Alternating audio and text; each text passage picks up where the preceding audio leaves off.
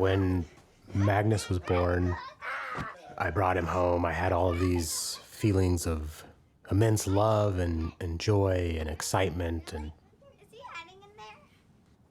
Dad? I also had this feeling of anger Dad! towards my father and my stepfather. Being a father made me question why my father abandoned me, and it made me angry to think that my stepfather could treat my brothers and I the way that he did.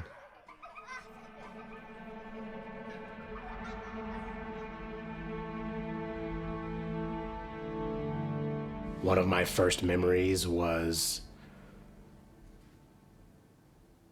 waking up early and playing in the house while my mom and stepfather were in bed. My brothers and I were playing around the oven or playing with the oven, and my stepfather must have heard that or thought that that was going on, and he woke up and came out, and as a form of punishment, he decided to show us what fire would do, and he set us on fire. I don't remember being afraid or scared or thinking like, what's going on? This is crazy. This was just my life. We were frequently made to like hold burning matches in our fingers, or there'd be some other forms of punishment that were really abusive. So yeah, he lined us up in the house. It wasn't even outside. Watching him strike the matches and light my brother on fire and hearing him scream and cry, and then that happening to my next brother. And I remember the pajamas that I was wearing and how when the flames touched the shirt, it was like plastic melting, that like, you know, you could smell the stench of the material and the skin, and it was so significant that like the burn, the pain just, it was almost like there was no pain in it.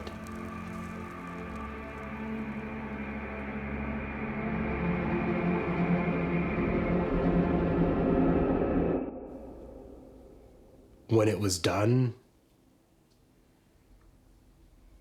being consoled by my brothers and me trying to console them, and then just really like moving on with our day.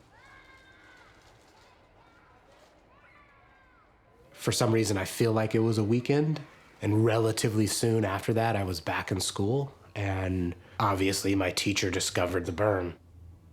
Almost immediately after that, of course, you know, I was taken out of my house and away from my mom and stepfather, and so were my brothers, and we were moved into foster care.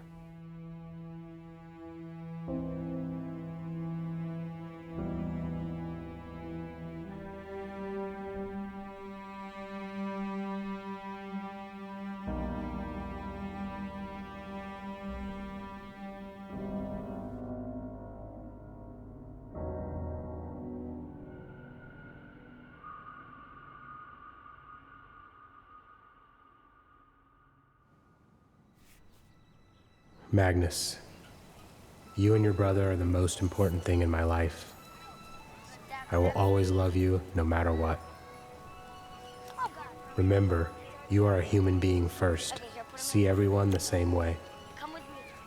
The connections you make with other humans are the most important investment you will ever make. Please don't forget to connect to something greater than yourself.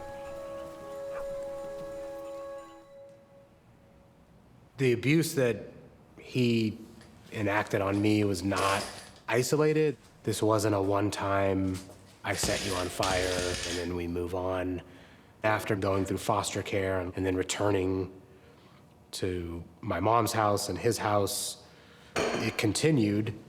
The type of abuse and the severity of the abuse had changed, but it was like living with a torturer. There was still beatings, but probably more mental and emotional abuse. He would beat me, and then when I sought love and attention from him afterwards, the verbal abuse would come in, reprimanding me for trying to find comfort, or going to my mom to try to find comfort, or to one of my brothers or something.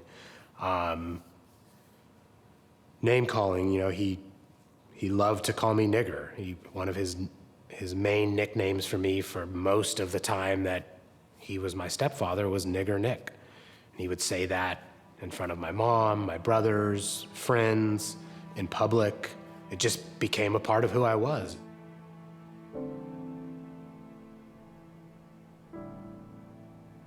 It didn't register as being something wrong at a young age because you don't even know what that means or the context of it. And then as I got older and did realize what it meant, and just had been happening so long that more than anything, I felt embarrassed about it.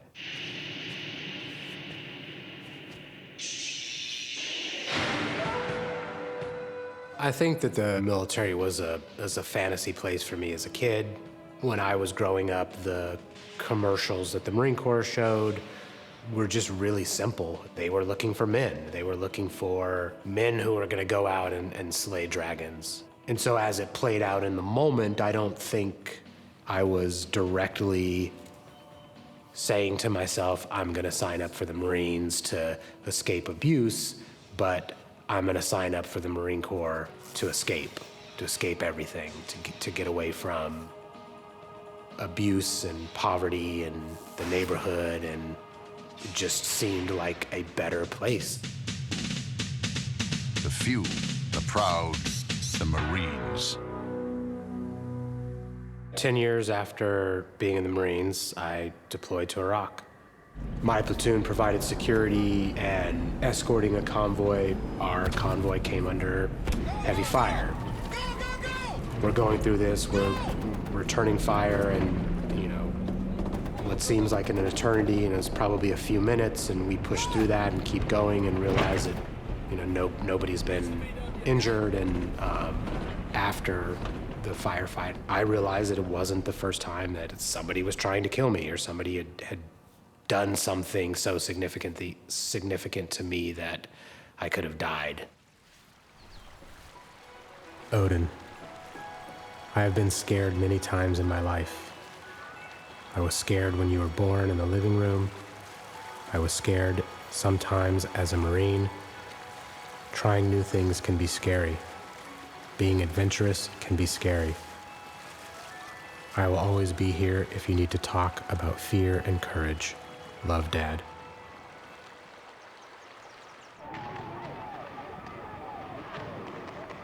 In my second tour, all of these questions started to come up, and I wanted to believe in the president, our politicians, all of the people that got us there. And when I got home, I stumbled across this movie, No End in Sight.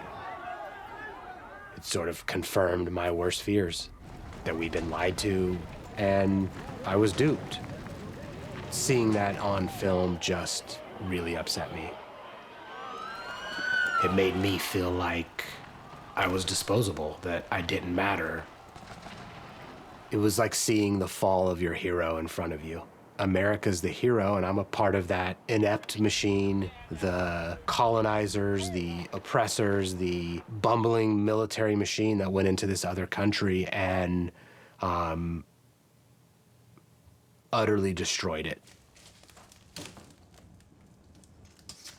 This failure was the last failure in a lifetime of failures by my stepfather, who tried to kill me, the state in providing a plea deal for him, my mother for remaining with him and not being there to protect me, my father for not being around and being a part of my life and ensuring that that wouldn't happen to me, or it wouldn't happen again to me. It was clear that I would have to protect myself and that no one else would be there for me. Years later, when I had kids, I knew that I would have to be the person that was going to protect them, that I would have to be there for them, that there wasn't going to be someone else that was going to ensure their safety or their well-being,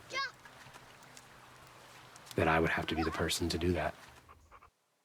When I sit down to write notes, I'm obviously writing them to my sons, Magnus and Odin, but I'm also writing them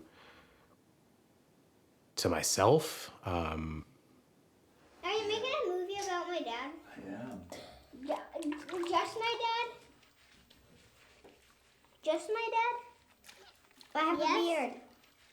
I don't know if I'm the first person, but I suspect that I am, or one of the first people that is saying these things to them, is telling them that their skin is beautiful just the way it is, their skin, their nose, their eyes, all of those things. And before they get to a place in life where people begin to use words to describe them that they would not use to describe other people, they've already been told, they've already felt what it's like to believe in themselves, to think positively about themselves, and not have to be reactive to other people's feelings or beliefs about who they are. And it's empowering to write notes like that to them.